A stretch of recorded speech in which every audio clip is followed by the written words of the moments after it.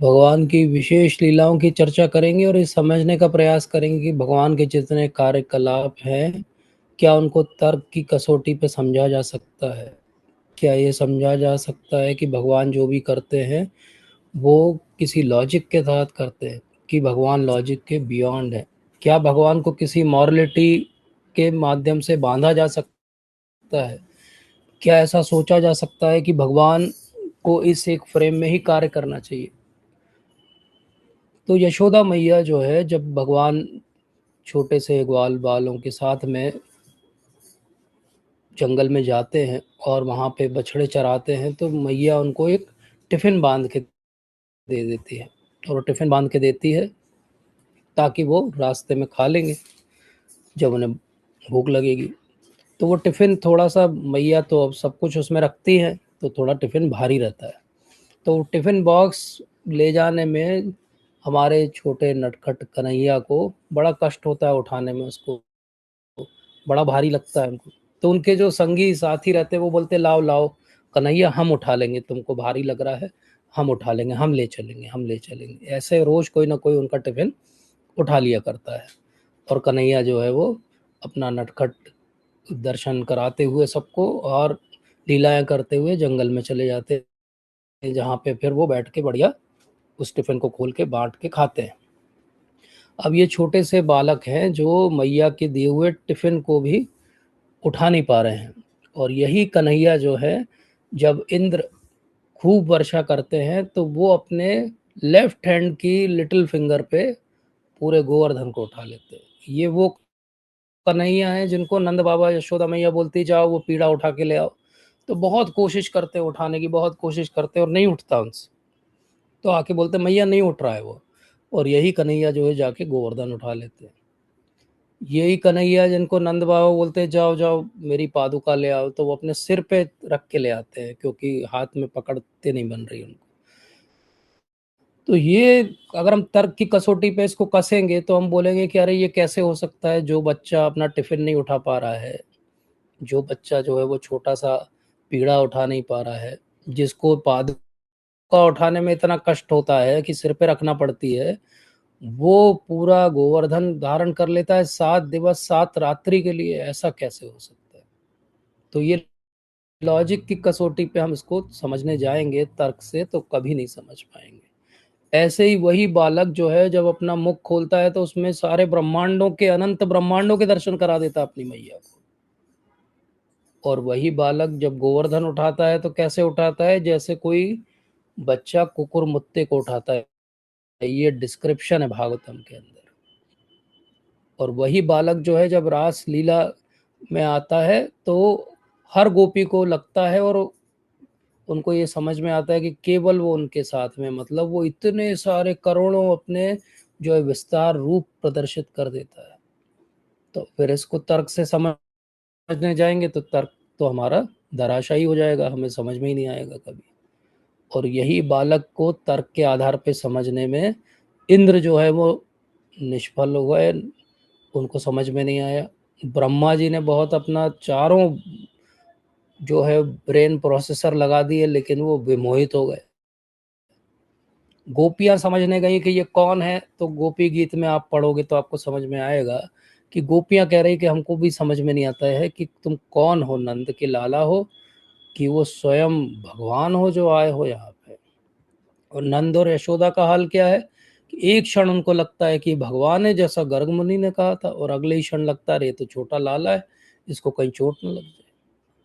तो ये भगवान जो भी अपने भक्तों के साथ आदान प्रदान करते हैं, इसको साधारण तर्क के कसौटी पे हम कभी भी नहीं समझ पाएंगे। भगवान जो भक्तों के साथ आदान प्रदान करते हैं वो बहुत विशेष है। जैसे गोपाल भट्ट गोस्वामी जब गए गंडकी नदी में तो स्नान कर रहे हैं और बार बार उनके हाथ में जो है वो शिलाएं आ रही हैं, जबकि वो छोड़ रहे हैं उनको, लेकिन वो बार बार आ रही है। क्यों हो रही है ये, क्यों हो रहा है ऐसा? क्योंकि भगवान उस तरीके से उनसे आदान प्रदान करना चाहते हैं। इसलिए भगवान और भक्तों के बीच के आदान प्रदान को कभी भी हम तर्क की कसौटी पे या साधारण तरह से, जिसको कहें मटेरियल लॉजिक से, समझ नहीं सकते। क्यों नहीं समझ सकते? क्योंकि हमारी इंद्रियों की बहुत ज़्यादा जो है वो लिमिटेशंस हैं। हमारी जो इंद्रियां हैं वो हर वस्तु को एक वस्तुतः रूप में देख ही नहीं सकती है, और ये भागवत के प्रथम स्कंद में हमें समझा दिया गया। ऊपर से कलयुग में हमारी बुद्धि भी मंद है, और हम जो कुछ देखते हैं उसको अपने पुराने अनुभवों के आधार पे समझने का प्रयास करते हैं। तो फिर सोचते हैं मेरे से तो एक पत्थर भी नहीं उठता, तो भगवान के रूप में बालक कैसे इतना बड़ा पहाड़ उठा सकता है? जरूर कुछ ना कुछ इसमें अतिशयोक्ति होगी। तो प्रभुपाद एक तात्पर्य में कहते हैं कि फ्रॉग लाइक प्रोफेसर्स, अर्थात मिस्टर फ्रॉग जिन्होंने पीएचडी की हुई है काहे के अंदर, वो कुएं के अंदर रहने, कूप मंडूक। तो हम कूप मंडूक लोग हैं। जब हमसे कोई चीज नहीं बनती तो हमें लगता भगवान से कैसे बन जाएगी। लेकिन भगवान कैसे? हम जहाँ बिल्कुल अणु हैं, भगवान विभू हैं। जहाँ हम कुछ नहीं जानते हैं, सच में कुछ नहीं जानते, वहाँ भगवान सब कुछ जानते हैं। जहाँ हम सारे नियमों के अधीन प्रकृति में बंध के तीन गुणों में कार्य कर रहे हैं, वहाँ भगवान इन सारे गुणों और नियमों को बनाने वाले और चलाने वाले हैं। तो अब आप समझो कि जो नियम बनाने चलाने वाला है, जो नियम के अंदर बंधा हुआ है, वो कैसे उसको समझेगा अपने तर्कों के आधार। और उससे बड़ी बात है, हमारा हृदय अभी शुद्ध नहीं है, इसलिए भगवान अपने आप को हमारे सामने प्रकट ही नहीं करते। और इसका बहुत अच्छा कारण भगवान ने स्वयं भगवत गीता में कहा है। भगवान जब भगवत गीता में कहते कि नाहम प्रकाश सर्वस्य, बोले मैं सबको प्रकाशित नहीं होता हूँ, क्योंकि योग माया समावृतः, मैं अपनी योग माया से अपने आप को ढका रखता हूँ। मूढ़ो एम ना भी जाना थी लोको मम अजम अव्ययम। जो मूढ़ व्यक्ति हैं वो मुझे जान ही नहीं सकते, मुझे जान ही नहीं सकते, क्योंकि वो मूढ़ हैं, मूर्ख हैं। तो सारे भौतिक जगत के सो कॉल्ड साइंटिस्ट और बड़े बड़े फिलोसोफर्स, वो सब इस कैटेगरी में आते हैं। भगवान अपने आप को उनसे छुपा के रखते हैं, और इसीलिए जब वो अपने लॉजिक से, तर्कों से भगवान को समझने का प्रयास करते तो वो फेल हो जाते हैं, और इसलिए वो अंत में कंक्लूजन क्या निकालते हैं? भगवान नहीं होते। जबकि अर्थ क्या है इसका? भगवान है लेकिन उनकी समझ के परे हैं। इसीलिए भगवान का एक नाम है अचिंत्य। अचिंत्य अर्थात वो जिनको समझना बड़ा कठिन है, क्योंकि वो फुल ऑफ लॉजिकल कॉन्ट्रडिक्शंस हैं। भगवान कैसे हैं? लॉजिकली आप समझने जाओगे तो इतने कॉन्ट्रडिक्शन मिलेंगे कि आपको लगेगा भगवान तो हो ही नहीं सकता कोई।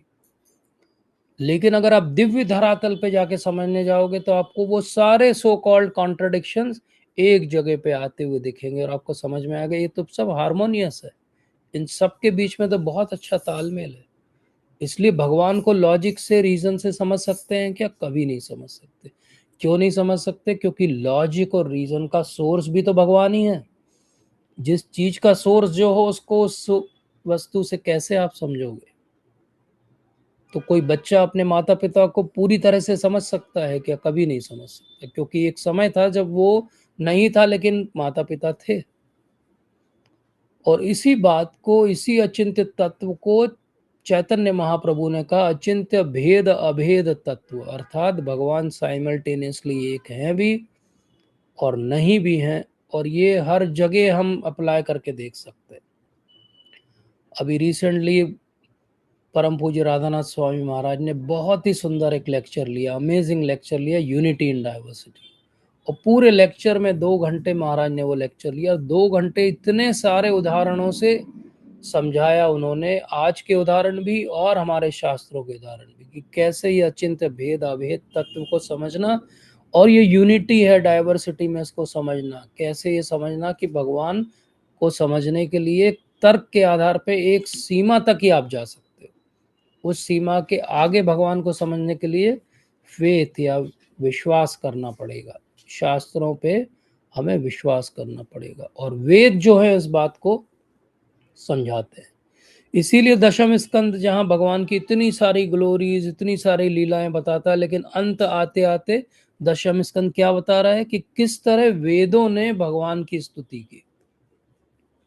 वेदों ने भगवान की स्तुति क्यों की? क्योंकि वेद सारे ज्ञान का सार हैं, और जो ज्ञान का सार है वो मूर्तिमान वेदों ने भगवान की स्तुति करके क्या बताया कि भगवान आप कितने महान हैं। तो आप सोचो कि हमको अगर ज्ञान प्राप्त करना हो तो हम कहाँ जाएंगे? वेदों के पास जाएंगे। और वेद क्या कह रहे हैं? वेद कह रहे हैं कि हम तो जानते हैं कि भगवान कौन है, और वो पूरी स्तुति बहुत क्लिष्ट है और बहुत टेक्निकल और फिलोसॉफिकल है एक एक उसका श्लोक, लेकिन उस स्तुति का सार क्या है? उस स्तुति का सार यह है कि भगवान का एक स्वरूप ऐसा है जो मानव की तरह दिखते हैं भगवान, और एक स्वरूप में भगवान ऐसे दिखते हैं कि भगवान तो सर्वव्यापक है, परमात्मा के रूप में। तो भगवान जो वो इम्पर्सनल फॉर्म दिखा रहे हैं, वो भी पर्सनल फॉर्म को ही पुष्ट करने के लिए दिखा रहे हैं। इसलिए भगवान को जब हम कहते हैं कि भगवान निर्गुण है, तो निर्गुण का अर्थ ये नहीं है कि भगवान में कोई गुण नहीं है। निर्गुण का अर्थ क्या है? कि भगवान सभी गुणों के परे हैं, इसलिए उनको निर्गुण कहा गया। तो ये बहुत विशेष रूप से समझना है कि अगर वो निर्गुण है तो निर्गुण इस रूप में नहीं कि उनको कोई गुण नहीं है या उनका कोई स्वरूप नहीं है। निर्गुण इस रूप में है कि उनके गुण ऐसे नहीं हैं जैसे हमारे गुण हैं। और उससे बड़ी बात क्या आती है? उससे बड़ी बात यह आती है कि भगवान को समझने के लिए और समझाने के लिए क्या करना पड़ेगा? भगवान को समझने और समझाने के लिए हमें कुछ शब्दों का सहारा लेना पड़ेगा, क्योंकि हम कैसे समझाते किसी भी बात को? शब्दों से समझाते, और शब्दों की एक सीमा है, शब्दों के परे हैं भगवान। जितने लॉजिक की बात हम करते हैं वो सब लॉजिक शब्दों के संरचना के अंदर हैं। शब्दों के बाहर कोई भी लॉजिक को आप नहीं समझा सकते। इसलिए वो भगवान जो तीनों गुणों के परे हैं, जिनका एक बहुत दिव्य स्वरूप है, वो भगवान इन तीन गुणों के अंदर धरती पर आते हैं और लीला करते हैं। वो क्यों करते हैं? क्योंकि यहाँ से जो जो जीव ऐसे हैं, जो जीवात्माएं हैं जो भगवान को अब प्रेम करती हैं, उन सबको यहाँ से ले जाने के लिए आए। और जो अभी भगवान से प्रेम नहीं करती, उनको वो अपनी दिव्य लीलाएं दर्शन कराने के लिए आए, ताकि वो देखकर भगवान से प्रेम करना सीखें। इसलिए जो भौतिक स्तर पे भी है, वेद ये कहते हैं कि भौतिक स्तर पे कोई व्यक्ति है, उसकी इच्छाएं भी हैं, तो अपनी इच्छा पूर्ति के लिए कहाँ जाना चाहिए? भगवान के पास जाना चाहिए। क्योंकि अगर भगवान के पास हम जाएंगे, उनसे संबंध स्थापित करेंगे, तो धीरे धीरे न केवल हमारी इच्छा की पूर्ति भी भगवान कर देंगे, भगवान हमें उससे भी आगे अपने बारे में ज्ञान देंगे, भक्तों के बारे में ज्ञान देंगे। इसलिए कोई वेदों से अगर इतना बस सार निकाल ले कि मैं कर्म कांड करूंगा, कोई वेदों से इतना बस सार निकाल ले कि मैं किसी तरीके से तपस्या ज्ञान का अनुशीलन करके बस जीवन जीऊंगा, कोई ये अर्थ निकाल ले कि मैं अष्टांग योग से अपनी सिद्धि प्राप्त करूंगा, तो ये सब आधे अधूरे कंक्लूजन है। वेदों का सच में सार है उपासना कांड, मतलब भगवान की स्तुति करना। और पूरे वेद का सार ये है कि भगवान को भक्त बहुत प्रिय है। तो इसलिए जितने कॉन्ट्रडिक्शन हमको दिखते हैं, वो क्यों दिखते हैं? क्योंकि हम गुणों के परे नहीं हैं।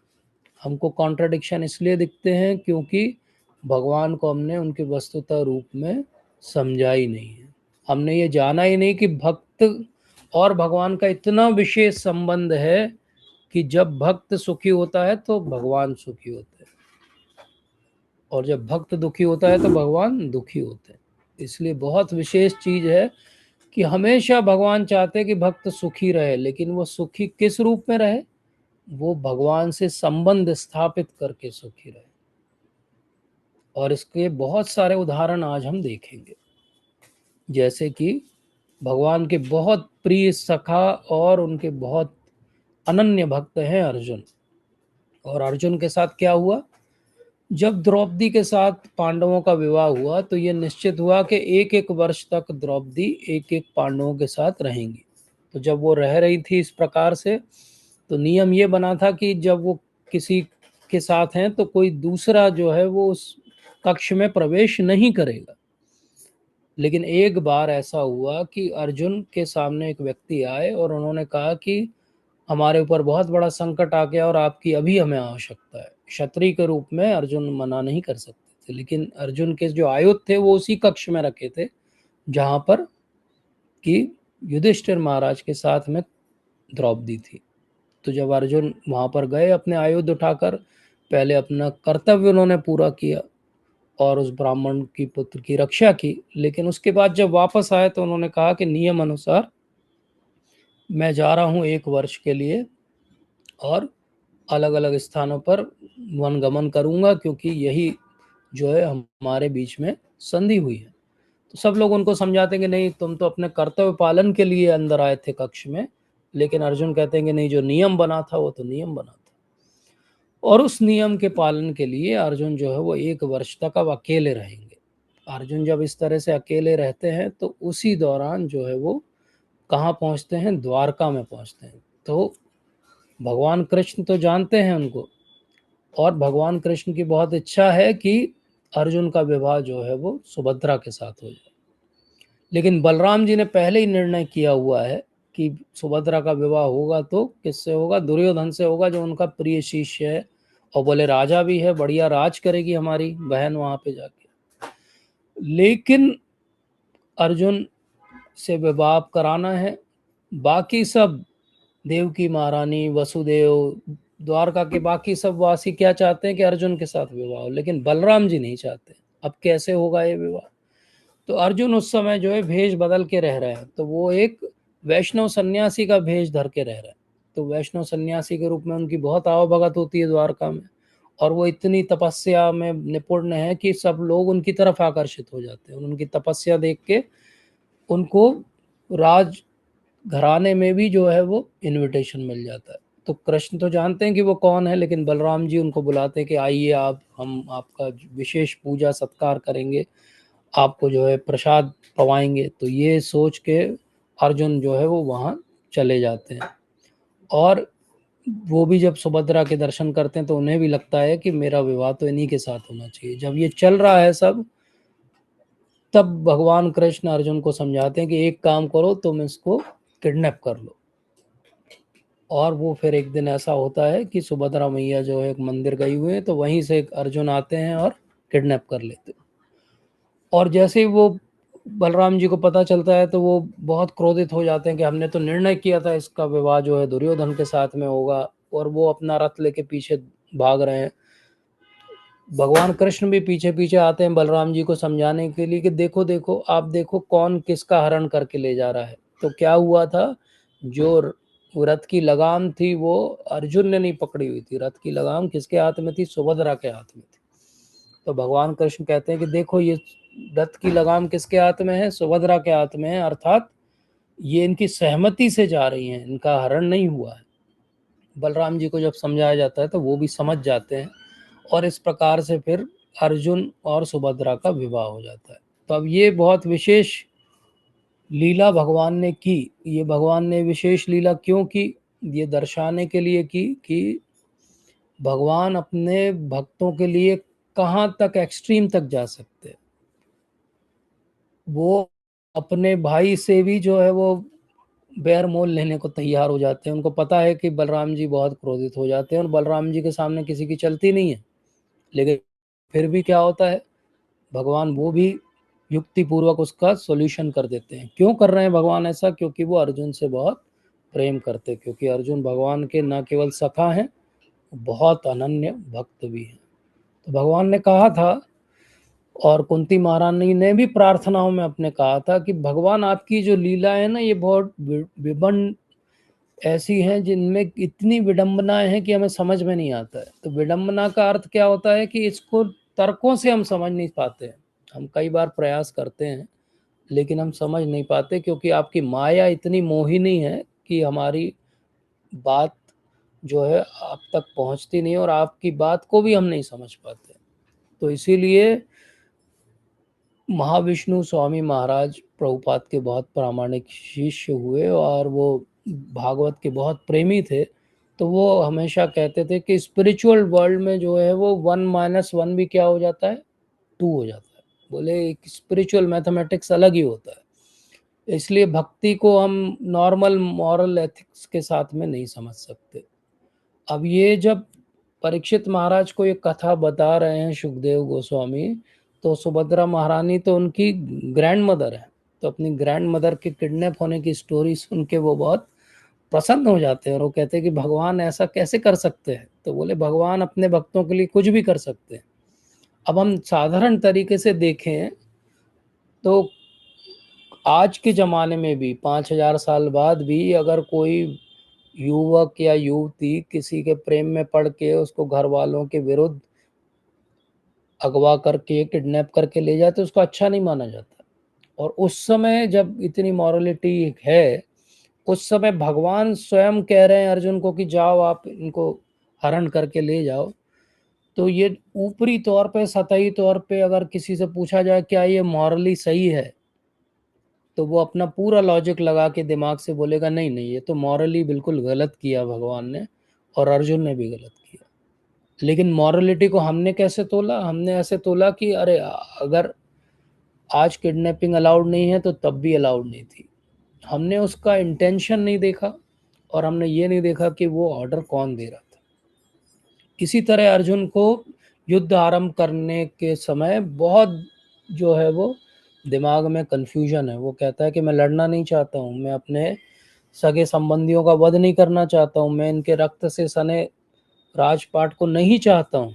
लेकिन भगवान फिर उन्हें समझाते हैं कि नहीं, ये मेरा आदेश है, तुम तो केवल निमित्त मात्र हो। तो भगवान के आदेश के समय हम मॉरल कंपास से चीज़ों को नहीं समझ सकते, हम अपने तर्कों से नहीं समझ सकते। तर्कों से बोलेंगे तो ये विवाह जो है अर्जुन और सुभद्रा का, ये सही नहीं है। लेकिन स्वयं भगवान ने कहा है, और भगवान के मुख से निकला हर शब्द क्या है? धर्म है। धर्मम तो साक्षात भगवत प्रणीतम। और भगवान ने अगर कहा है कि वध कर दो तो वो सही है, भगवान ने कहा है कि इसको किडनैप कर लो और विवाह कर लो तो वो सही है, क्योंकि स्वयं भगवान ने कहा। एक और बात समझना चाहिए कि किससे कहा है? एक शुद्ध भक्त से कहा है। वो एक रस है, एक लीला है, इसलिए वो इस तरह से घटित हो रही है। फिर ये भी बात उठती कि अरे बलराम जी जो हैं वो क्यों भगवान की बात में हाँ में हाँ नहीं करते हैं? कई बार हमने देखा है कि बलराम जी जब वो धर्म युद्ध होने वाला है तो बलराम जी कहते हैं मैं तो जो है तीर्थ याटन के लिए चला जाऊंगा, मैं नहीं रहूंगा यहाँ पे। बलराम जी यहाँ पर भी कह रहे हैं कि नहीं, मैं तो दुर्योधन से इसका विवाह कराऊंगा। तो बलराम जी ऐसा क्यों करते हैं? बलराम जी ऐसा इसलिए करते हैं क्योंकि वो भगवान की लीला का स्वाद बढ़ाना चाहते हैं। अगर कोई थोड़ा अपोज ही नहीं करेगा तो एक साधारण एक लाइन की कहानी बनती कि हाँ, भगवान ने अर्जुन का विवाह सुभद्रा के साथ कर दिया। लेकिन जहाँ बलराम जी ने थोड़ा सा मना किया, फिर थोड़ी सी बातचीत हुई, फिर एक हरण की लीला हुई, और सबका रस जो है बड़ा, अरे अब क्या होगा, अब क्या होगा। तो ये भगवान की लीला में रस वर्धन का कार्य बलराम जी करते हैं, इसलिए वो ऐसा दर्शाते हैं कि वो अगेंस्ट हैं। लेकिन वो कभी भी नहीं चाहेंगे, और कोई आज तक कौन चाहेगा कि उसकी बहन का विवाह जो है दुर्योधन के साथ हो? कोई भी नहीं चाहेगा। तो बलराम जी कैसे चाहेंगे? जो बात हमको समझ में आती कि गलत है, वो स्वयं भगवान के पहले जो है वो एक्सपेंशन है, उनको समझ में नहीं आएगी क्या? तो वो भगवान की लीला के रस के वर्धन के लिए बलराम जी ऐसा करते हैं। इसी प्रकार से भगवान को एक बार मिथिला के दो महान उनके भक्त हैं। भगवान जब मिथिला में निवास कर रहे हैं तो उनको एक ही दिन में एक साथ दो इनविटेशन मिलते हैं। तो ऐसा हमारे साथ भी कभी कभी होता है कि दो इनविटेशन हमको मिल जाते हैं, तो हम क्या करते हैं, थोड़ी देर कहीं जाते हैं, थोड़ी देर कहीं जाते हैं, या एक को एक्सक्यूज कर देते हैं कि हम नहीं जा पाएंगे। लेकिन भगवान ऐसे नहीं, क्योंकि भगवान सारे तर्कों के परे हैं। तो वहाँ एक तरफ एक ब्राह्मण है जिनका नाम है श्रुतदेव, और एक बहुलाश बहुत बड़े राजा हैं जनक महाराज की लीनियज के। वो दोनों एक साथ इनविटेशन एक समय का दे रहे हैं कि आइए भगवान। और भगवान क्योंकि तर्कों के परे हैं और स्वयं भगवान है, तो वो क्या करते हैं, वो अपने आप को दो स्वरूपों में जो है विस्तारित कर लेते हैं, और एक साथ वो दोनों के आतिथ्य को और दोनों की भक्ति को स्वीकार करते। तो जहाँ श्रुतदेव जो सोच रहे थे कि भगवान शायद ही आएंगे, क्योंकि मैं तो एक साधारण सा गरीब ब्राह्मण हूँ, तो उनके आतिथ्य को भी स्वीकार करते हैं, और जहाँ एक बड़ा राजा है तो उनके यहाँ भी जाते हैं और उनकी भक्ति को भी स्वीकार करते हैं। तो ये भगवान की विशेषता है, भगवान भक्तों के साथ इंडिविजुअली आदान प्रदान करते हैं। जैसे कि रास लीला में सब गोपियों को यही लग रहा है कि केवल भगवान हमारे साथ हैं, जैसे द्वारका में हर रानी को लगता है, हर महिषी को लगता है कि भगवान केवल मेरे साथ। अब आप सोचिए कि 16,108 अलग अलग रूपों में अपने आप को विस्तारित करना, या करोड़ों स्वरूपों में अपने आप को विस्तारित करना, ये तो तर्क के परे ही बात है, क्योंकि तर्क के आधार पर तो एक आत्मा और एक शरीर एक स्थान पर एक विशेष रूप से अपने आप को प्रदर्शित कर सकता है। तो जब भगवान इस तरह से अपने को दो स्वरूपों में विस्तारित करें कि हजारों करोड़ों स्वरूपों में विस्तारित करें, भगवान क्या दिखा रहे हैं? उनकी महानता को दिखा रहे हैं। तो जिसने भगवान की महानता के दर्शन कर लिए, श्रवण कर लिया, वो समझ जाएगा कि भगवान तर्क के परे हैं। और जिसने अभी ठीक से सुना ही नहीं है भगवान के बारे में, वो हमेशा प्रश्न उठाएगा कि अरे वो पर स्त्रियों के साथ में विहार करना सही था क्या भगवान का? क्योंकि वो अपने तर्क की कसौटी पे भगवान को परखना चाहता है। भगवान उसके तर्क की कसौटी के परे हैं। शिल प्रभुपाद से किसी ने एक बार पूछा कि प्रभुपाद, क्या राम जी ने मांस का भक्षण किया था? अब प्रभुपाद कई तरह से इसका उत्तर दे सकते हैं, जैसे नॉर्मली आजकल लोग डिफेंसिव वीडियो बनाते हैं कि नहीं नहीं, ये यहाँ पे इस शब्द का अर्थ संस्कृत में ये है और ये शब्द प्रक्षेपित है, बाद में आ गया है और इसको हटा देना चाहिए। ऐसा कुछ भी कह सकते थे। प्रभुपाद तो संस्कृत के स्कॉलर हैं। प्रभुपाद ने क्या उत्तर दिया? प्रभुपाद ने उत्तर दिया कि अरे भगवान, तुम मांस की बात करते हो, भगवान पूरे पूरे ब्रह्मांडों को अपने अंदर ग्रहण कर लेते हैं। बोले भगवान तुम सबको भी काल के समय अपने अंदर रखते हैं उदर में, उनसे तुम पूछते हो कि भगवान ने मांस का भक्षण किया था कि नहीं किया था? बोले भगवान तुम्हारे तर्कों के आधार पे नहीं चलेंगे। और फिर प्रभुपाद आगे क्या बोलते हैं? रास्कल, बोले तुम ये इसलिए पूछ रहे हो कि अगर इसका उत्तर हाँ मिल जाए तो बोले मैं भी मांस का भक्षण करूंगा। बोले इसका उत्तर अगर हाँ मिल जाए कि हाँ भगवान ने पर स्त्रियों के साथ विहार किया था, तो बोले मुझे भी लाइसेंस मिल गया, तो मैं भी दो चार के साथ तो विहार कर ही लूंगा। तो प्रभुपाद हमारी मेंटलिटी को पकड़ते हैं। वो कहते हैं कि तुम क्यों प्रश्न उठाते हो तर्कों के आधार पे भगवान पर? बोले तुम इसलिए तर्कों के आधार पे प्रश्न उठाना चाहते हो क्योंकि उन तर्कों की आड़ में तुम अपनी इंद्रिय तृप्ति करना चाहते हो। अन्यथा तुम श्रवण करो और मान लो कि भगवान स्वयं भगवान है, वो कुछ भी कर सकते हैं। मांस भक्षण क्या बात है और पर स्त्री संग क्या बात है? तो किसी ने पूछा प्रभुपाद से कि ये पर स्त्री, इतना सारे गोपियां देखो रात को गई, ये तो अच्छी बात नहीं है, मॉरल स्टैंडर्ड नहीं था। तो प्रभुपाद रुके और बोला कि अच्छा आपका विवाह हो गया? बोले हाँ हो गया। बोले आपका जो एक्ट है ना वो इमोरल है। बोले आपने जिससे विवाह किया वो तो कृष्ण के लिए बनी है। तो इमोरल कौन है? किसी की स्त्री को चुरा के बलात् किसी का विवाह कर ले, वो इमोरल है। बोले जो जो विवाह कर रहे हैं इस संसार में वो इमोरल है, न कि भगवान, क्योंकि सब कुछ प्रकृति है।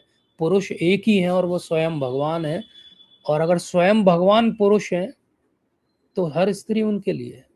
तो भगवान 16,000, 16 लाख, 16 करोड़ और 16,000 करोड़ से भी विवाह करें तो वो तर्कों की कसौटी पे नहीं कसना चाहिए। और ये बहुत विशेष बात है।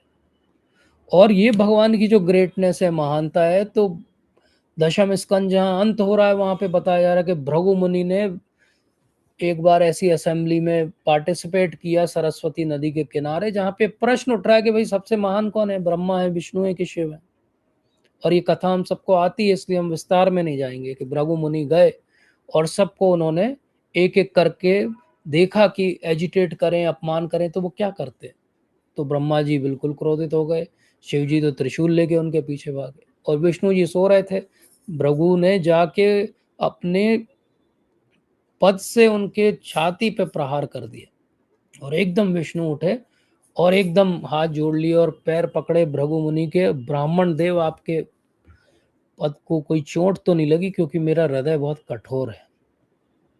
और तत्क्षण भृगु मुनि ने निर्णय कर लिया कि महान कौन है? बोले महान तो बस विष्णु है, भगवान है, कृष्ण है। क्यों महान है?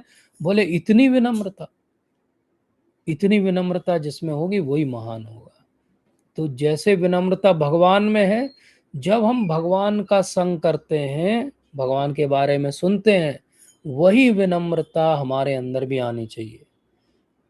अगर आपको कभी अपना बैरोमीटर से चेकिंग करना हो कि मेरी भक्ति बढ़ रही कि नहीं बढ़ रही, तो एक क्षण रुकिए और सोचिए कि 3 महीने पहले मैं कितना विनम्र था और आज मैं कितना विनम्र हूँ। विनम्रता से पता चल जाएगा कि भक्ति मेरी बढ़ी कि नहीं बढ़ी।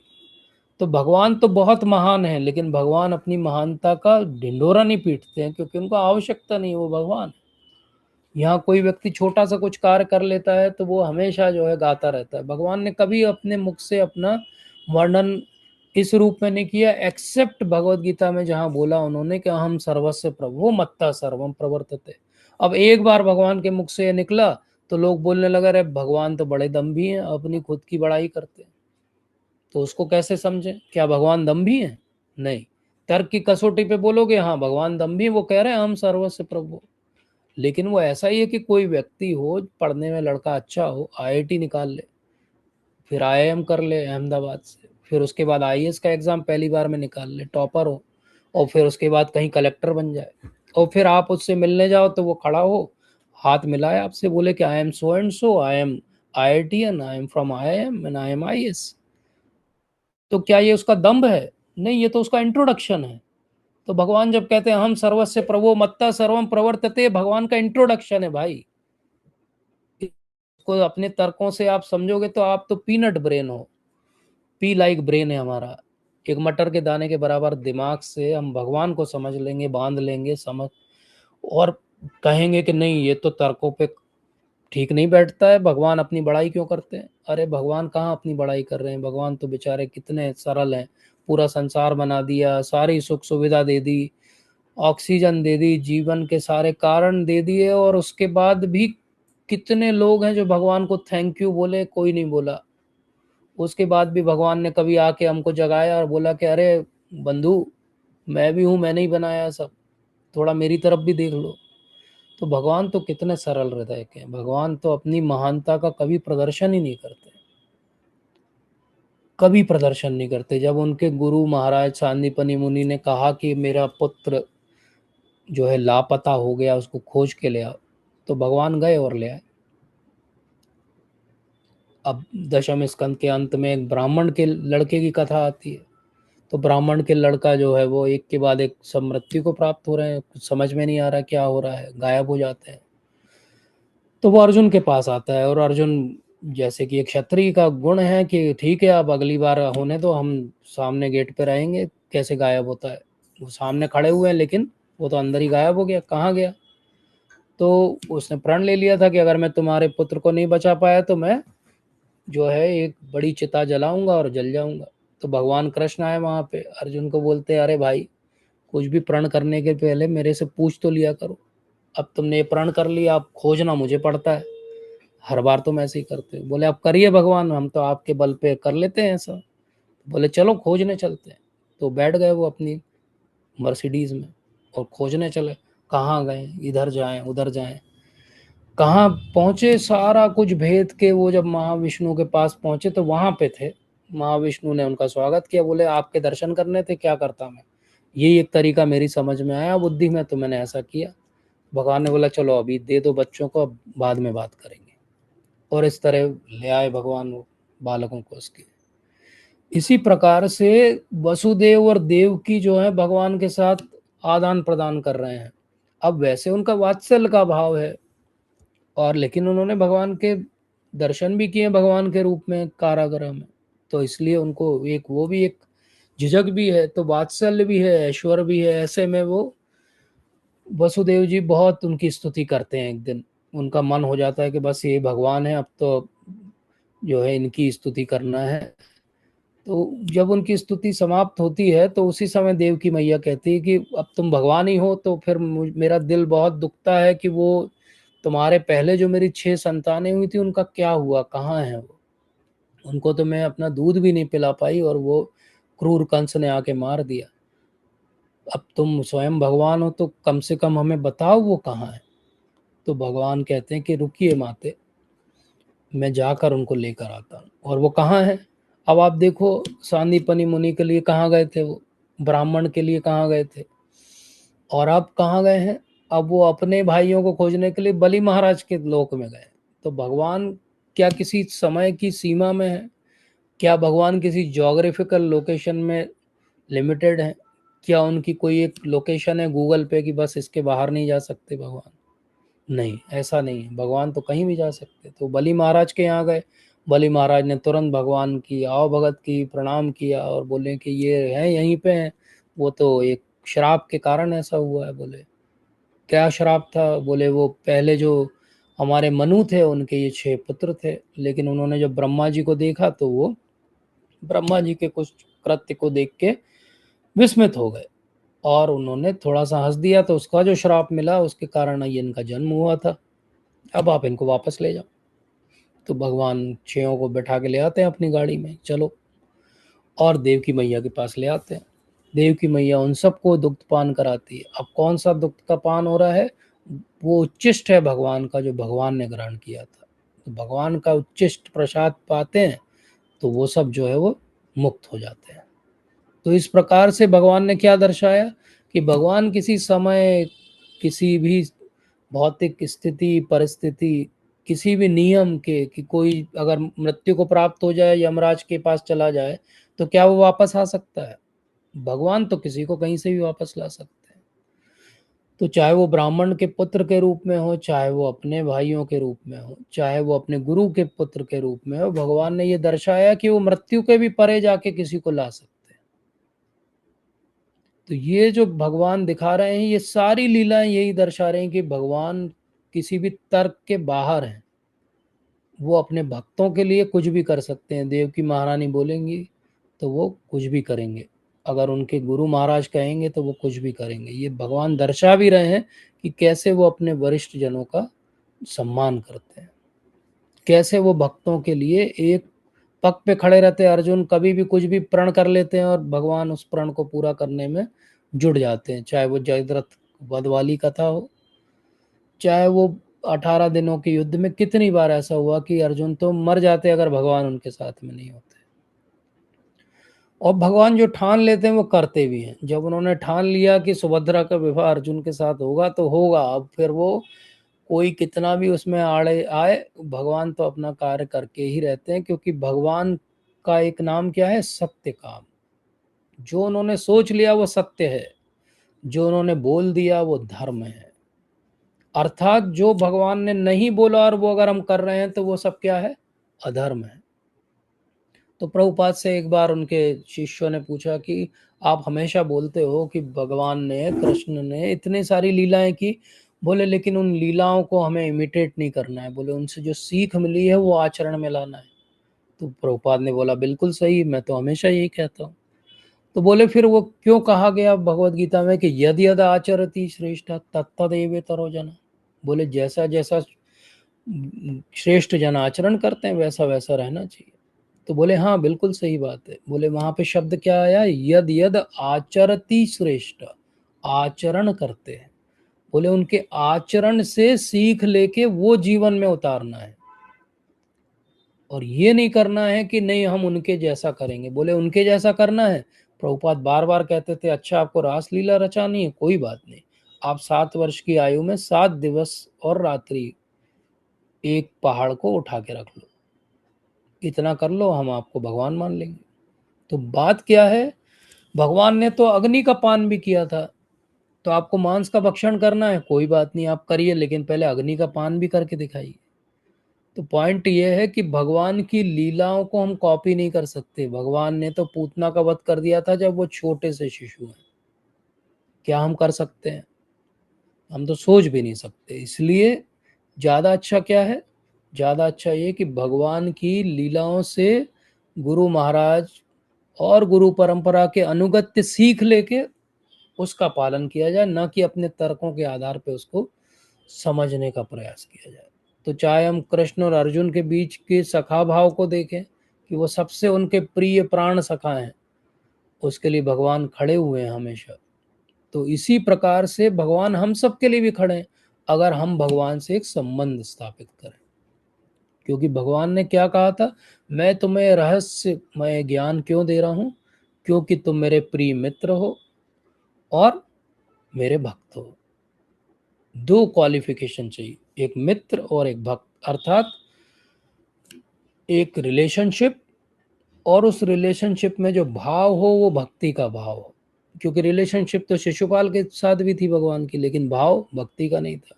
रिलेशनशिप तो कंस के साथ भी थी, लेकिन भाव भक्ति का नहीं था। तो ऐसा भाव जो रखेगा वो जो है जीवन में तर जाएगा, और जो ऐसा भाव नहीं रखेगा उसके साथ क्या होगा, वो अपनी तर्कों के आधार पर भगवान को समझने का प्रयास करेगा और कभी नहीं समझ पाएगा। जैसे अर्जुन ने पहले अध्याय में भगवत गीता के तर्कों के आधार पर बहुत समझने का प्रयास किया भगवान को, और उस स्थिति को भी जिसमें वो था, लेकिन वो ना स्थिति को समझ पाया ना भगवान को समझ पाया। जब द्वितीय अध्याय के 7वें श्लोक में अर्जुन ने कह दिया कि भगवान मैं तो कंफ्यूज हो गया हूं, मैं आपका शिष्य हूं, अब आप मुझे उपदेश दीजिए, तब भगवान ने गुरु के रूप में उपदेश देना आरंभ किया।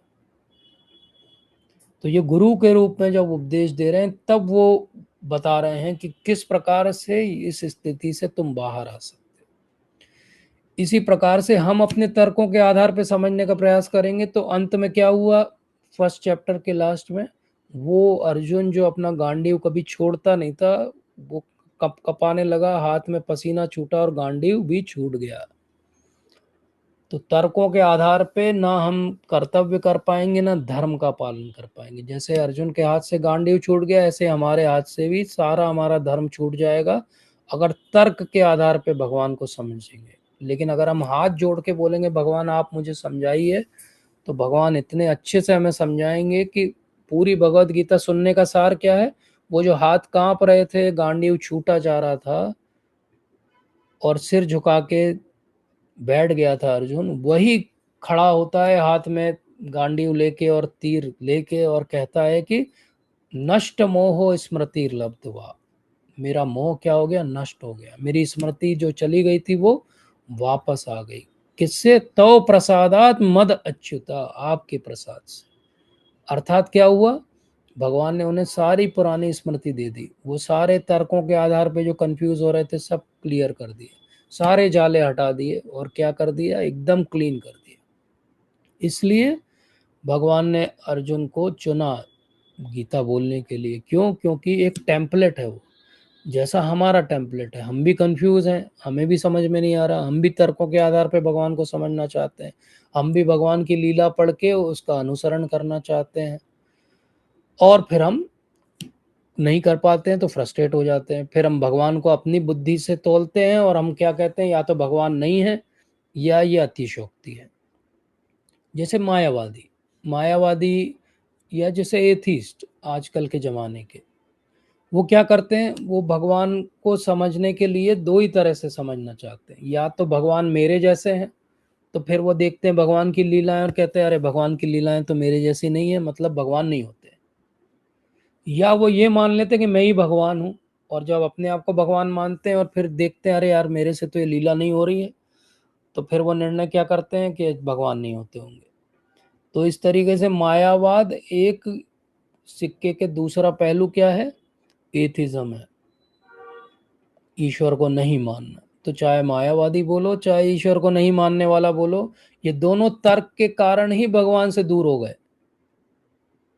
और अगर वो सरेंडर कर जाते भगवान को, तो भगवान क्या करते, नष्ट मोह स्मृतिर्लब्ध्वा हो जाता, लेकिन स्मृति उनकी वापस ही नहीं आई। और आज समाज में इन्हीं लोगों का बोलबाला है जो कि तर्क के आधार पे बोले show me God then I will believe. लोग कई बार कहते हैं कि एक्सपेरिमेंट में तो कभी आत्मा नहीं दिखी, एक्सपेरिमेंट में तो कभी भगवान नहीं दिखे, तो हम क्यों माने भगवान को। बात सिंपल सी है कि अगर आप को कोई केमिस्ट्री का एक्सपेरिमेंट करना हो तो वो आप फिजिक्स की लैब में जाके नहीं कर सकते, आपको वो इक्विपमेंट्स ही नहीं है वहाँ पे कि आप प्रूव कर पाओ। तो आपको टाइट्रेशन का एक्सपेरिमेंट करना है तो आपको केमिस्ट्री की लैब में करना पड़ेगा। ऐसे ही अगर आपको कोई आध्यात्मिक एक्सपेरिमेंट करना है तो वो इधर हृदय में करना पड़ेगा, उसके लिए एक गुरु धारण करना पड़ेगा। जैसे हमें केमिस्ट्री सीखनी तो केमिस्ट्री का टीचर धारण करना पड़ेगा, पुस्तकों का अध्ययन करना पड़ेगा, जैसे वहाँ केमिस्ट्री की वैसे यहाँ शास्त्रों को पढ़ना पड़ेगा। और जब वो कोई विधि सिखाएंगे उसका पालन करेंगे हम नियम से, तो हृदय में परिवर्तन होगा ही होगा, क्योंकि वो तो साइंस है, वो तर्क के आधार पे समझी जा सकती है। लेकिन तर्क की जो कसौटी है वो आपकी बनाई हुई नहीं होगी, वो तर्क की कसौटी बनी हुई है पहले से। न्याय शास्त्र बहुत बड़ा शास्त्र है पूरा वेदों के अंदर, उसके आधार पे आप भगवान को बिल्कुल प्रूव कर सकते हो। लेकिन हम क्या सोचते हैं, हम सोचते हैं कि अरे हम अपनी बुद्धि से भगवान को समझने जाएंगे तो वो तो बड़ा कठिन काम है। उसके लिए तो हमेशा याद रखना चाहिए कि हर कोई जो शिव जी का भक्त है वो कहता है कि हम भी भांग पिएंगे क्योंकि शिव जी भांग पीते हैं।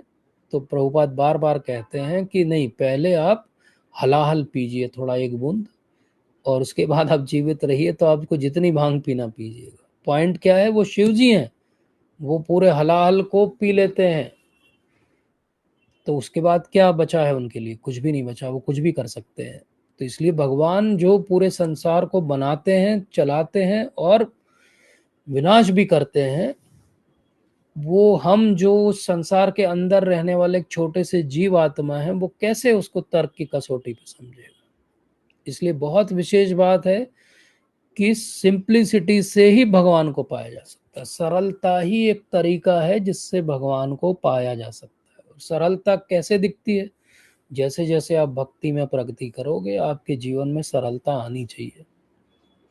प्रभुपाद कितने सरल व्यक्ति हैं, इतने सरल व्यक्ति के एक बार एयरपोर्ट पे सब भक्त भी बैठे हैं, प्रभुपाद भी बैठे हैं, और सब घेर के बैठे हैं। तो जो माइक जिनके पास है उनको लगता है कि थोड़ा सा प्रभुपाद को स्पेस मिल जाए, तो वो बोलते हैं कि all devotees shift to the left. वो माइक पे अनाउंस कराते हैं all devotees shift to the left. और क्या होता है, सबसे पहले प्रभुपाद अपना बैग लेके उठते हैं और बोले मैं भी लेफ्ट में शिफ्ट हो जाता हूँ। तो सब बोलते हैं नहीं नहीं प्रभुपाद, आपके लिए नहीं है वो अनाउंसमेंट। बोले एम आई नॉट डिवोटी, क्या मैं भक्त नहीं हूँ? तो ये सरलता है प्रभुपाद में, इतनी सरलता है प्रभुपाद में, इतनी सरलता है कि वो मायापुर के अपनी कमरे से जब देखते हैं कि कुत्ते और गरीब बालक जो है वो एक ही पत्तल के लिए लड़ाई झगड़ा कर रहे हैं, झूठन खाने के लिए, उस समय उनकी आंखों से आंसू बहने लगते हैं। वो कहते हैं कि ठीक है, मंदिर बनाना है, सब करना है, लेकिन सबसे बड़ा नियम यह है कि उस मंदिर के 10 किलोमीटर की परिधि में कोई भी भूखा नहीं सोना चाहिए, तभी तो भगवान को मानेगा।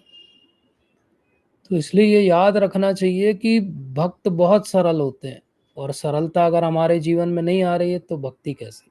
गौर गोविंद महाराज बार बार लेक्चर में कहते थे कि सरलता ही वैष्णवता है। अब ये सरलता की बात क्यों हो रही? क्योंकि अर्जुन की बात हो रही है। अर्जुन शब्द का जो संस्कृत में अर्थ है वो क्या है? सरल। अर्जुन को क्यों भगवत गीता का ज्ञान मिला? क्योंकि वो सरल हृदय के थे, उनके अंदर जो था उन्होंने फर्स्ट चैप्टर में सब उगल दिया, चाहे सामने भगवान खड़े थे, और भगवान ने पूरे फर्स्ट चैप्टर चुपचाप सुना, उनको कुछ नहीं बोला। वही अर्जुन जो एक्चुअली अर्जुन या गोपी हैं, वही अर्जुन जो बाद में पूरी भगवत गीता का ज्ञान सुनेंगे, वही अर्जुन जिनसे भगवान ने अपनी बहन का विवाह कराया, जो उनको बहुत ही प्रिय है, वो अर्जुन कैसा व्यवहार करते हैं जैसे उनको कुछ भी नहीं आता है। प्रभुपाद ने एक लेक्चर लिया है पूरा कि Arjun playing role of a rascal, ये हेडिंग है उस लेक्चर की। Prabhupada, Arjun playing the role of a rascal, अर्थात अर्जुन ऐसे विनम्र और ऐसे हो जाते हैं जैसे उन्हें कुछ भी समझ में नहीं आ रहा, जबकि वो गुरुकुल के पढ़े हुए हैं। तो वो जो भी कॉन्सेप्ट भगवत गीता में, वो सब उपनिषद के कॉन्सेप्ट हैं। तो क्या उन्होंने नहीं पढ़े होंगे? लेकिन उस समय उनको याद नहीं, इसलिए वो कहते हैं कि नष्ट मोह स्मृतिर लब्धवा। जैसे ही हम तर्क लगाते हैं ये मोह में आ जाते हैं, जैसे ही हम तर्क लगाते हैं हमारी पुरानी स्मृति विस्मृति में बदल जाती है। क्योंकि भगवान 15 चैप्टर भगवत गीता के 15 श्लोक में कहते हैं कि स्मृति और विस्मृति दोनों मुझसे आती है। इसलिए अगर स्मृति विस्मृति दोनों उनसे आती है तो क्यों ना हम उनको सामने हाथ जोड़ लें कि भगवान जो जरूरी हो उसकी स्मृति रखना, और जो जरूरी नहीं हो वो सब विस्मृत करा दो, क्योंकि मुझे तो केवल आपकी भक्ति करना है। तो ये बहुत बहुत इम्पॉर्टेंट है कि वो भक्त का मूड क्या है। भक्त का मूड भगवान को चैलेंज करने का नहीं। अर्जुन जब प्रश्न भी पूछते हैं भगवत गीता में भगवान से, तो विनम्रता से पूछते हैं, हाथ जोड़ के पूछते हैं कि आपने जो बताया वो मेरी समझ में नहीं आया। वो ये नहीं कहते कि आपने जो बोला वो गलत लग रहा है मुझे। तो हम भगवत गीता कैसे उठाते हैं, अरे ये भी गलत, ये भी गलत, ये भी गलत, ये भी गलत, मैंने जो बोला मेरा सही, मैं नई भगवत गीता का परपट लिखूंगा, मेरी भगवत गीता आएगी। अब ये भाव क्यों है? क्योंकि हमें लगता है कि हमें ज्यादा आता है, भगवान को कम आता होगा। और जब भी ऐसा भाव आए तो हमें एक क्षण रुक के सोचना चाहिए कि समाज में, जीवन में आज तक इतने हजारों सालों में जो सबसे इंटेलिजेंट लोग हुए, उन्होंने भगवत गीता पढ़ी और समझी और जीवन में बदलाव किया, क्या हम उनसे ज़्यादा इंटेलिजेंट हैं? और अगर नहीं तो हमारे तर्कों को हमें साइड में रख देना चाहिए। ये याद रखना चाहिए कि भगवान की लीला में एक रस है और एक तत्व है।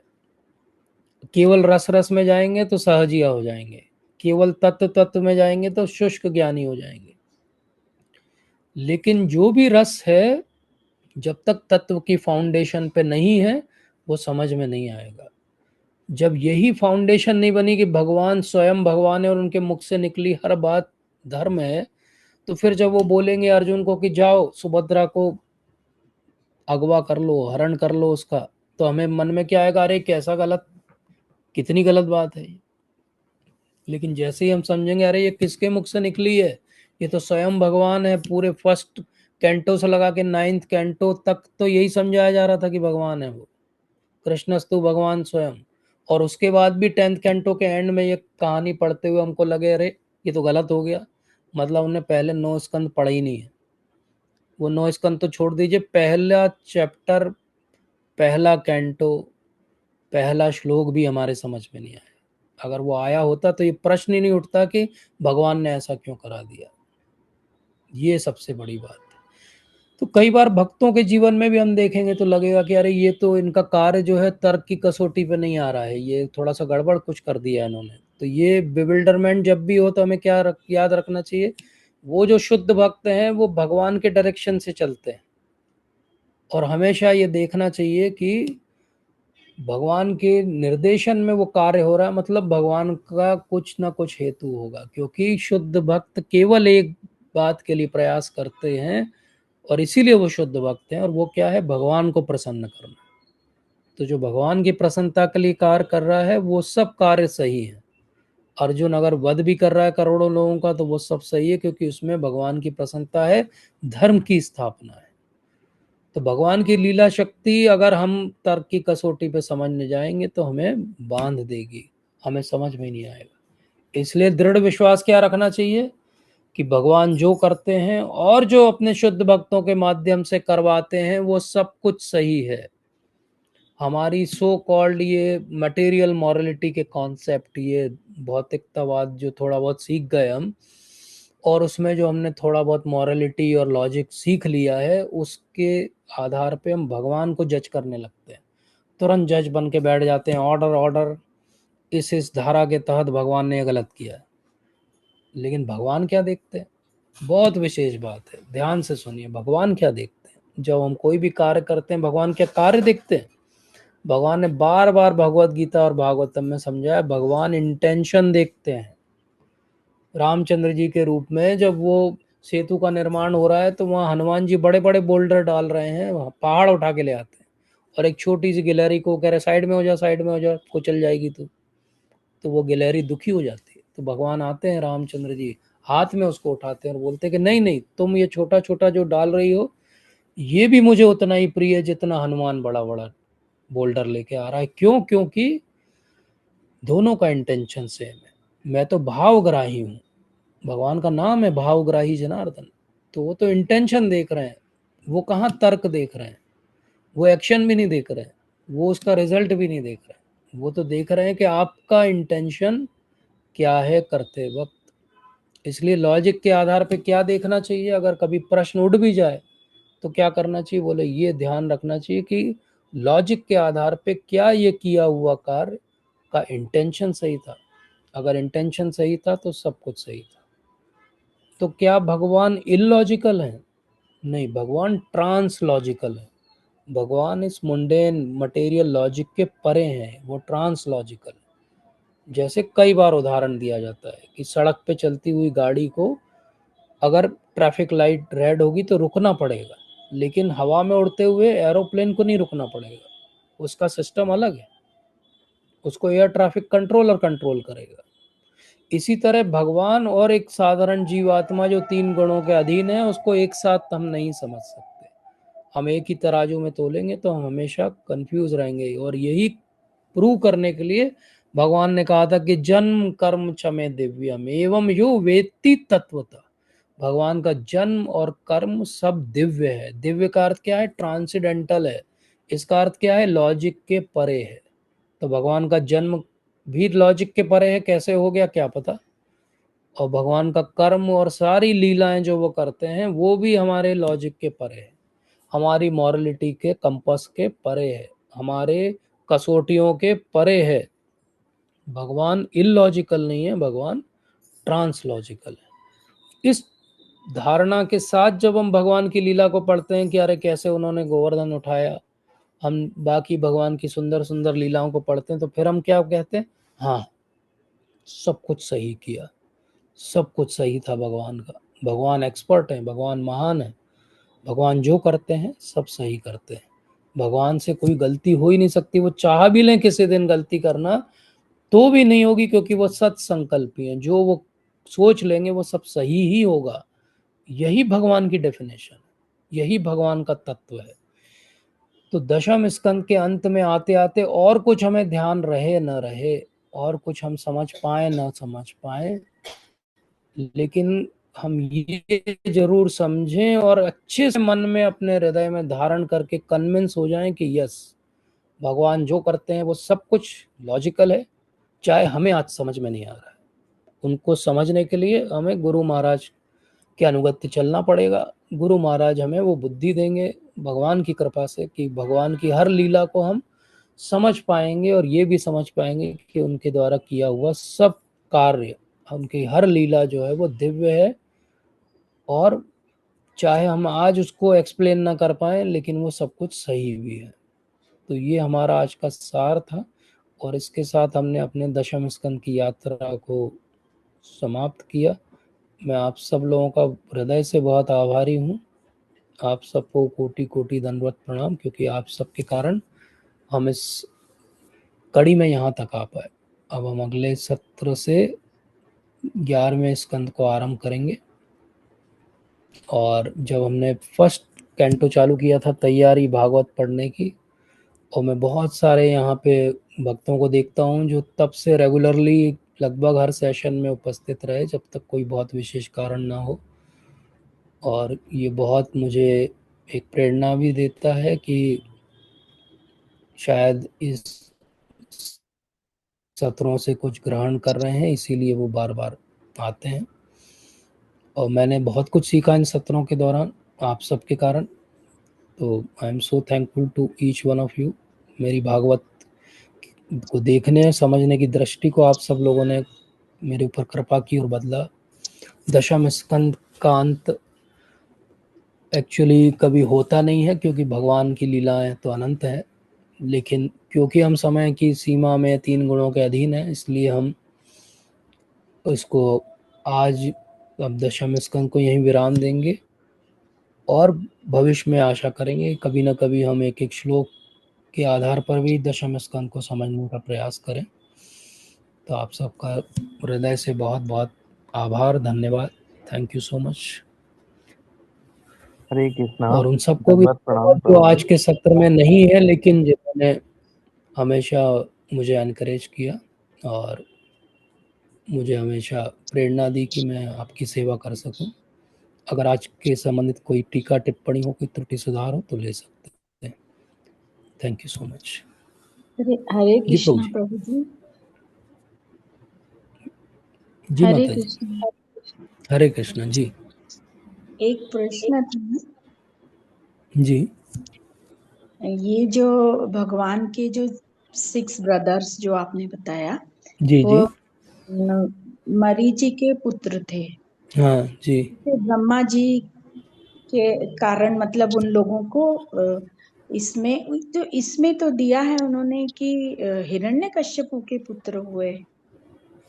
वो 2 अलग अलग स्टोरीज हैं। वो एक बार हाँ हिरण्यकशिपु के पुत्र हुए, और फिर हाँ, हिरण्यकशिपु के पुत्र के रूप में बाद में हिरण्यकशिपु जब कंस के रूप में आया, तो हिरण्यकशिपु के पुत्र के रूप में उनको श्राप मिला था कि वो अपने पिता के द्वारा मृत्यु को प्राप्त होंगे, और इसीलिए अच्छा जो है वो अच्छा, ऐसा कि देवकी जी की। अरेंजमेंट किया गया अगले बार कि वो हाँ, वसुदेव देवकी के पुत्र हुए, लेकिन पुत्र मारे हुए गए वो हिरण्यकशिपु इक्वल टू कंस के द्वारा। तो कंस वो के एक द्वारा बीच का जी। एक लाइफ और है उनका जी। हाँ हाँ अब इसमें बहुत सारी सीख है, क्योंकि समय हाँ की सीमा थी इसलिए हाँ हाँ हमने हाँ चर्चा नहीं की, लेकिन एक बहुत हाँ, विशेष सीख है कि एक महान भक्त जब कुछ कार्य कर रहा है और हम जी। अपनी भौतिक बुद्धि से उसको समझने का प्रयास करते हैं और उस पे कोई भी टीका टिप्पणी करते हैं, तो वो कितना हम्म। भारी पड़ता है कि हमें 3 जन्म लेने पड़ जाते हैं उस हाँ चक्कर जी। में, एक जी हँसने जी के कारण। तो जी जी वैष्णव अपराध कितना भारी पड़ता है, इसका बहुत बहुत भारी ग्लेरिंग है। एग्ज़ाम्पल है कि जी। यही 6 पुत्रों के रूप में कितना कष्ट उनको सहना पड़ा।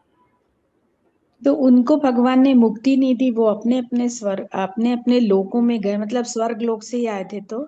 यहाँ वो वहीं चले गए। भगवान मुक्ति ऐसे बहुत ईज़िली देते नहीं हैं, भक्ति भी नहीं देते हैं, जब तक कोई कुछ करे नहीं स्पेशली उनके। मैं सुनी। भगवान बहुत पॉसेसिव हैं इस मामले में। रूप गोस्वामी कहते हैं कि क्यों नहीं देते हैं भगवान भक्ति। तो नेक्टर ऑफ डिवोशन में पूरा श्लोक में समझाते हैं कि भगवान इसलिए भक्ति इतनी आसानी से नहीं देते क्योंकि भगवान बिक जाते हैं फिर जी। जो भक्त बोलता है वो उन्हें करना पड़ता है। तो करना बोले वो पड़ता है। बहुत सोच समझ के ही भक्ति देते हैं किसी को, क्योंकि फिर जी। तो वो उसके अधीन आ जाते हैं। अच्छा। तो इसलिए बहुत चूजी हैं भगवान, सबको जी। भक्ति इतनी नहीं, मैं सोच रही हूँ कि आसानी मतलब उन्होंने भगवान से नहीं के देते शिव के रूप में जन्म लिया, हैं। फिर भी उनको मुक्ति नहीं मिली। और बहुत शिशुपाल, भाग्यशाली हैं गुरु महाराज शिशुपाल, की। प्रभु जी वॉइस आपकी क्रैक हो रही है।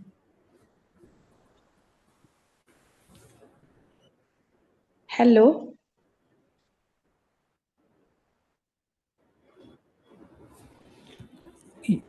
हरे कृष्णा प्रभु जी। जी, एक जिज्ञासा थी, मैं आपकी ये पढ़ रहा था, आत्म आवाज साक्षात्कार का कट विज्ञान।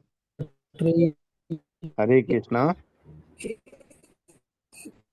एक मिनट में मैं वीडियो ऑफ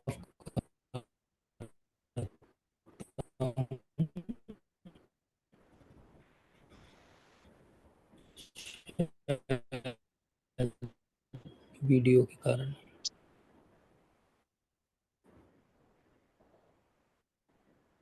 ये प्रभु जी, चिन्मय आत्मा से क्या आशय होता है? आत्मा तो वो जैसे मालूम हुआ गीता में कि हम भगवान का अंश हैं, भगवान परम हाँ, आत्मा है। मैं 1 मिनट जी जी। वीडियो ऑफ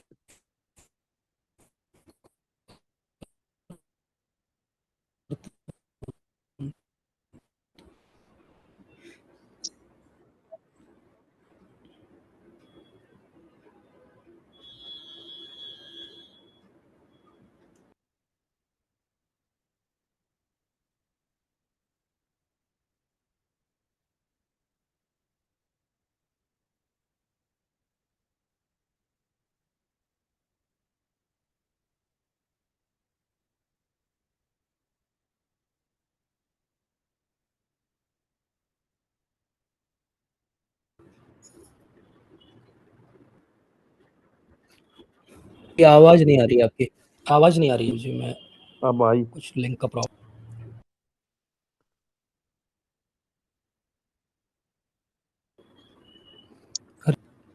हाँ, अब आई प्रभु जी। जी जी, आपकी आवाज वो नेटवर्क इशू। प्रभु जी, आप कुछ पूछ ये रहे थे बोले। पूछ ये ये पूछना था कि चिन्मय से क्या आशय होता है, चिन्मय आत्मा? आपने ये शब्द कहाँ सुना प्रभु जी, कहाँ पढ़ा? ये प्रभु जी, मैंने ये बुक पढ़ रहा था, आत्म साक्षात्कार का विज्ञान, प्रभुपाद जी की। तो उसमें ये आवाज वर्ड आया था, चिन्मय आवाज आत्मा। फिर कट गई आपकी, कहाँ पर पढ़ा? सॉरी, आवाज नहीं आई आ, आपकी। आत्म साक्षात्कार का अच्छा, विज्ञान। साइंस ऑफ सेल्फ रियलाइजेशन में। जी जी जी। जी। तो चिन्मय का अर्थ आत्मा के होता है। बारे में तो सब जानते हैं कि भाई हम भगवान का अंश हैं। जी, आत्मा की विशेषता भी मालूम है कि ये न इसको आपकी अग्नि आवाज नहीं अवसर आ रही। कुछ, अग्नि जला नहीं सकती, पानी गीला नहीं कर सकता, अस्त्र यस यस। शस्त्र छेद नहीं सकते। लेकिन ये चिन्मय वाला थोड़ा वर्ड क्लियर नहीं हुआ। आप वो सेंटेंस पढ़ के बताएंगे क्या एग्जैक्टली प्रभुपाद ने क्या लिखा है वहां पर? इसमें मतलब कल 9 चैप्टर तक आ बुक है गए क्या थे। आपके सामने? हाँ, किताब तो है मेरे हम्म। सामने, लेकिन वो जी वर्ड जी, जो है आप एक वो बार जैसे बताइए। क्वेश्चन क्वेश्चन पूछ रहे हैं, वो उसका उत्तर दे रहे हैं भगवान प्रभुपाद जी। हाँ, वो मुझे एग्जैक्टली एक बार अगर आप वर्ड में बताएंगे जी तो मैं आपको एग्जैक्ट उसका मीनिंग बता पाऊंगा। ठीक है प्रभु जी, मैं अगली बार खोज के रखूंगा। हाँ, एक और बार आप खोज एक के चीज और रखिएगा। पूछनी थी, एक चीज जी। और पूछनी थी कि यस। भगवान तो जैसे आदि, उनका कोई आदि अंत नहीं है ना, वो अनादि है। ये सब गीता में हमने जाना और स्वयं भी रियलाइज फिर करा। आवाज नहीं आ रही है, आवाज नहीं आ रही प्रभु जी। हरे कृष्णा। यस यस, भगवान तो अनादि हैं, अनंत हाँ हैं। हाँ तो ये हम लोग जो कृष्ण जन्माष्टमी मनाते हैं, हाँ। तो उसमें वो भगवान ने अवतार लिया था एक तरीके से। क्यों मनाते हैं, जन्म, जन्म ये भगवान प्रश्न का है तो आपका? होता नहीं। हाँ। हाँ, तो इसीलिए भगवान ने कहा है भगवत गीता में कि जन्म कर्म च में दिव्यम एवं यो वेत्ति तत्वता। प्रभुपाद वहां हम्म पे उदाहरण देते हुए समझाते हैं कि जैसे हम्म सूर्य भगवान हमें दिखते हैं कि राइज हो रहे हैं मॉर्निंग में, हम्म और इवनिंग में दिखते हैं कि सेट हो गए, हम्म चले गए, अंतर ध्यान हो गए, लेकिन एक्चुअली वो ना बन रहे हैं ना नष्ट हो रहे हैं, वो केवल प्रकट शाश्वत है। हो रहे हैं हम्म और जो है हमारी दृष्टि से अंतर ध्यान हो रहा है। तो इसी प्रकार भगवान भी आते हैं, हमारी सृष्टि में लोक में दिखते हैं, लीला करते हैं और चले जाते हैं।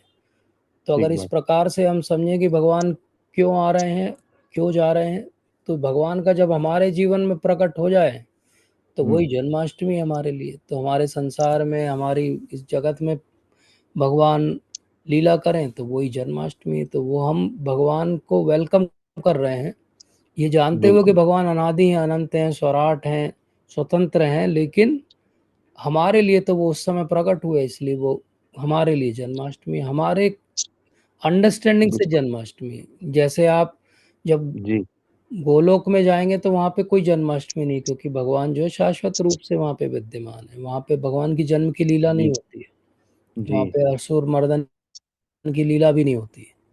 तो ये हम्म विशेष बात है जो केवल यहाँ भौम वृंदावन में है, इसलिए बहुत विशेषता से हमको इसको एंजॉय भी करना चाहिए, सेलिब्रेट भी करना चाहिए। भगवान का आना सेलिब्रेशन है। तो अगर हम्म। हम अच्छे से भगवान को अपने जीवन में धारण कर लें तो हर दिन जन्माष्टमी, हर क्षण बिल्कुल। जन्माष्टमी। और ठीक है। इसमें एक प्रभु जी, ये कल पढ़ रहे थे, यही इसी में 9वां चैप्टर आत्म साक्षात्कार में, इसमें सेकंड क्वेश्चन पूछा था जी पत्रकार जी। ने जी जी।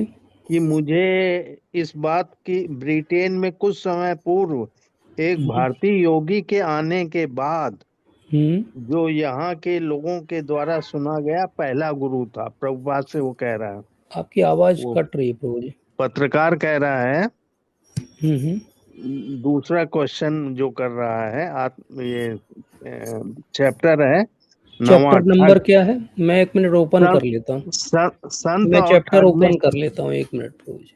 हाँ, 9वां चैप्टर, मैं चैप्टर ओपन कर लेता हूँ ताकि एग्जैक्टली नाइन्थ। प्रभुपाद ने क्या बोला था इंग्लिश में, वो वर्ड हमें समझ में आए। हिंदी में कई बार ट्रांसलेशन में बहुत सारी हाँ चीज़ें हाँ हाँ। चेंज हो हम्म, जाती हैं, इसलिए जब बिल्कुल। भी डाउट हो तो प्रभुपाद की जो वाणी है वो उन्होंने इंग्लिश में बोली है। कौन सा जी, चैप्टर है साइंस ऑफ सेल्फ में? नाइन्थ, नाइन्थ चैप्टर, संत और ठग में भेद। नाइन्थ चैप्टर, क्या नाम है चैप्टर का? संत और ठग में भेद।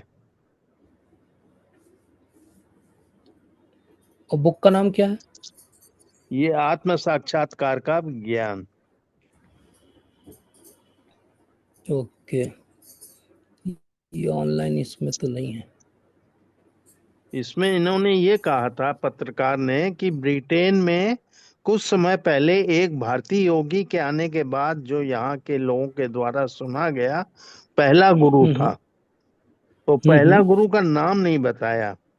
हाँ, वो नहीं बताया, छुपा लिया होगा क्योंकि कंट्रोवर्सी होती है उससे, अच्छा, पत्रकार क्योंकि ने। उनके गुरु के भी फॉलोअर है ना, तो वो बोलेंगे हमारे गुरु के लिए ऐसा बोल दिया, हाँ, इसलिए नहीं बताया।